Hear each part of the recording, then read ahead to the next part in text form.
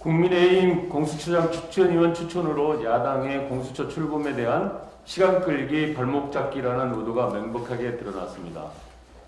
주호영 원내대표는 26일 비상대책회의에서 공수처법은 내용상 이혼 소지가 많아 헌법재판소의 이혼 입장을 보고하자는 입장이었다고 하며 2명의 위원을 추천하겠다라고 했습니다. 공수처의 출범을 위한 위원 추천이 아니라 야당이 주장하는 공수처의 이혼 여부에 대한 헌법재판소의 판결을 기다리는 동안 출범을 지원해보자는 의도로 추천한 것입니다.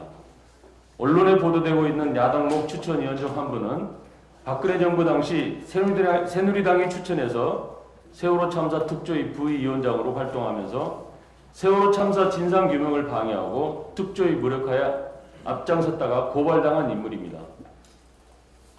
심지어 지난 24일 노컷 뉴스와 인터뷰에서 공수처법 입법 과정에서 법 내용에 대해서는 논의가 전혀 없었고 독소 조항도 여럿 있다.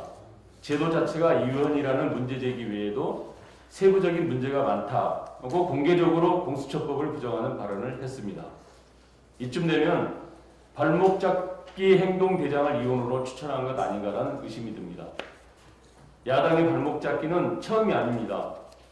지난 20대 국회에서 국민의힘 전신이었던 자유한국당은 2018년 사회적 참사 특조위 구성 시한 한 달이 지난 뒤에야 조사위원을 추천해 지연시킨 바 있고 2019년 5.18 민주화운동 진상규명조사의 경우에도 특별법이 시행됐음에도 한국당 몫조사위원 추천을 수개월째 미루고 조사위원회 부부 논객인 지만원 씨 추천을 검토한다는 등 논란을 일으킨 바 있습니다.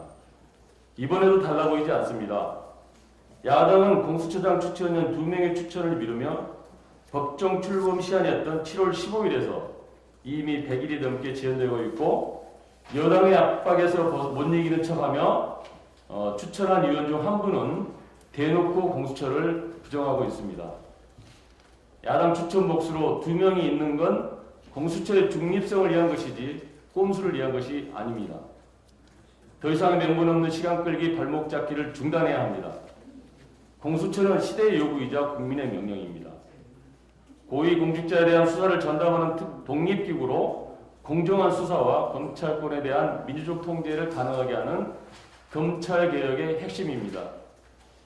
국민의힘은 공수처를 부정하고 있는 인사추천을 철회하지 않으면 여당은 공수처법 개정을 즉시 서둘러야 합니다.